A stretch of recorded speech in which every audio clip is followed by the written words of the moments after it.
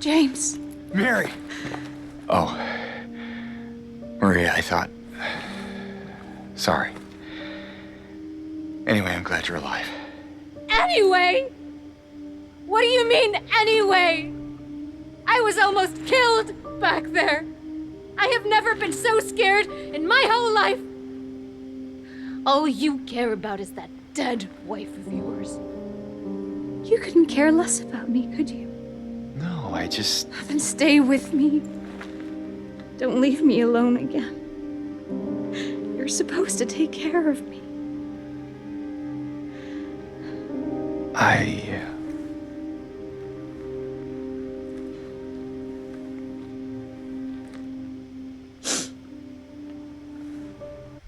Okay, I hate to do this. I'm going to stop this there because this scene essentially has two parts. I absolutely love that scene. And a lot of people don't like Salóme Gunnarsdóttir's reading of that line. And she actually tells a really interesting story about this on one of her streams, which is that originally they had her do her own interpretation. They didn't have her watch the original Monica Taylor Horgan performance. And then, she went back home. She did see it, and she said, I really want to come back and re-record this more the way she said it, with this anger. And this is more the take that went in. And now she doesn't like it. And I actually think it works just fine. It feels to people like it just kind of comes out of nowhere. No, I think this is the thing.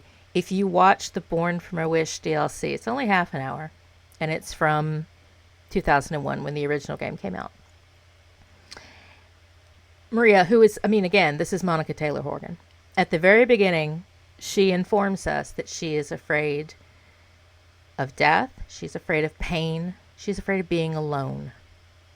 Okay, so for whatever reason, Maria took her ass out of that hospital room.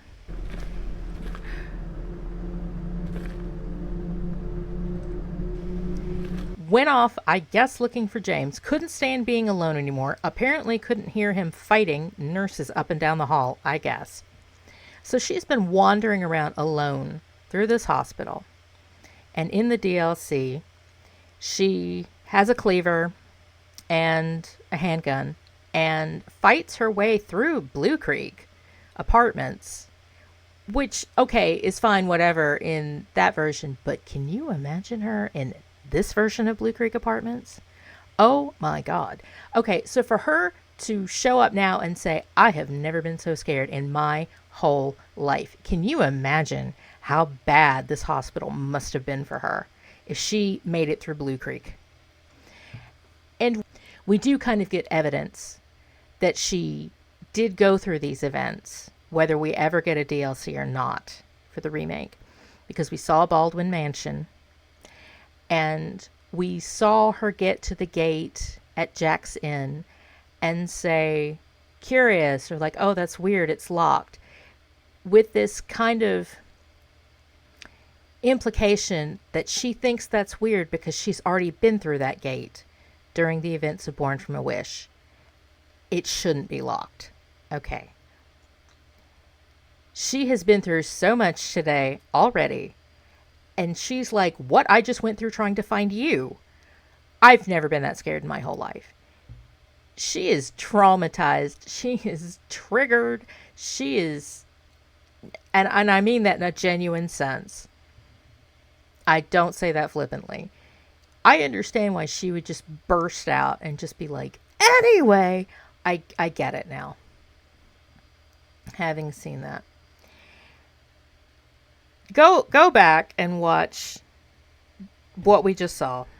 And I'll put the full scene, a good quality version of the full scene, on the playlist so you can watch it without interruption. And I love how just non-reactive. It's not non-reactive. It's very sheepish and awkward. And there is such a purposeful disconnect between the two of them emotionally.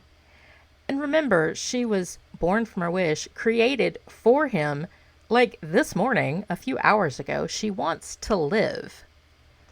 And being loved by James is how she lives. And at one point, Salome said in one of her streams that the direction she was given was that Maria wants to stay physically close to James as much as possible in order to exist. If I'm recalling how she said that correctly. That actually is the direction she was given. And I think that's why her model's AI is always running into him and getting in your way, because it's just been programmed to stay close to him, literally. He is not programmed to do that. He's not a manifestation. He is the person the manifestation came from. He's over here with his own will, just like, I'm looking for my wife. I don't know you. And I love how awkward that is, that she just flings herself at him, and he's just like, yeah, so, and Maria catches on to that and is like, oh, I got a little too emotional. I went too far. He's not matching my energy. Abort mission. I gotta back off now. This is so super awkward. So that's why I stopped the scene here, because she's about to change the subject and we're going to get into something else that we're also going to need to talk about.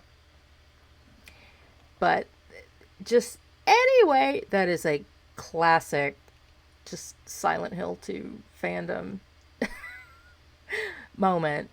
Just absolutely classic. So, and James, what are you doing? Why would Mary be down in the basement? It's so much more likely to be Maria. Why are you like this? I mean, I guess. Okay.